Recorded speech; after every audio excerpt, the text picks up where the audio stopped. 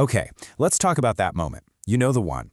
You've been doing everything right, eating well, getting your steps in, feeling good. You step on the scale, totally expecting to see a win, and the number has jumped up by a few pounds overnight. It is so frustrating, right? It can make you want to just throw in the towel. But what if I told you that number doesn't actually mean what you think it means? Today, we're going to pull back the curtain on the daily drama of the scale. I mean, this right here from a Reddit user, it's just so relatable. It perfectly captures that feeling of, like, betrayal. You do all the right things, and the scale just seems to laugh in your face. Well, here's the good news. You are not alone in this, not by a long shot. And there is a real scientific reason for this that has almost nothing to do with you gaining actual body fat. All right, let's get into it. Let's finally demystify what's going on with that number on the scale.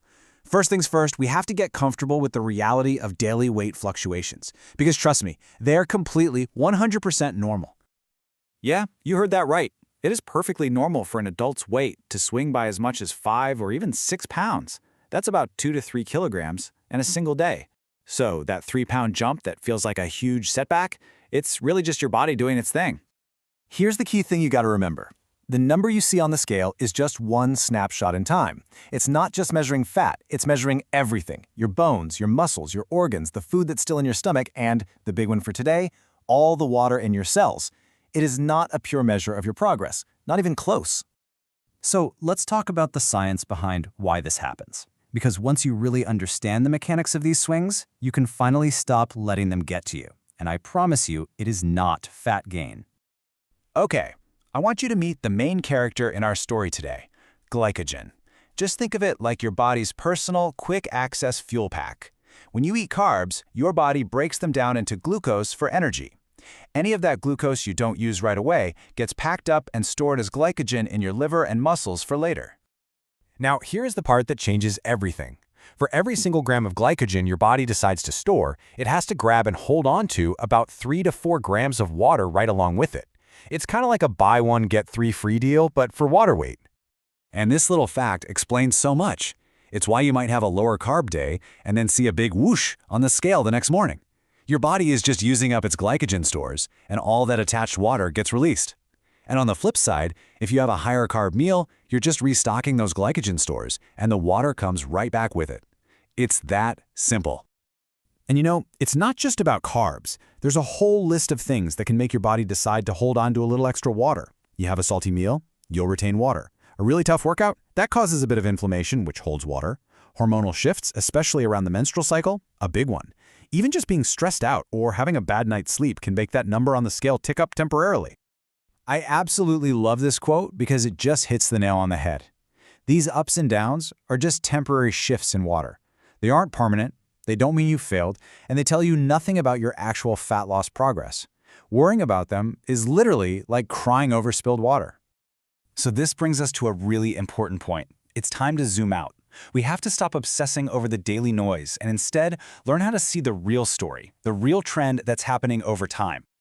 Just look at this comparison. On one hand, a single weigh-in is just a snapshot. It's all jumbled up with water weight, hormones, what you ate for dinner, and it just leads to frustration. But a weekly average, that smooths out all that random daily noise. It shows you the true trend and reveals if you're actually making progress in the right direction. And let's be real for a second.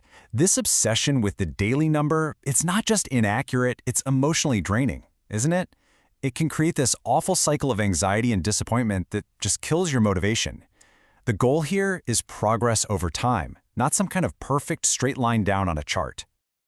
This, right here, this is what real, healthy, sustainable progress actually looks like. It is not a smooth, perfect ski slope. It's messy. It's got ups and downs, peaks and valleys. But the thing that matters, the only thing that matters, is the overall trend, the direction that jagged line is headed over weeks and months. And you know, there's another biological force at play here too. It's called set point theory.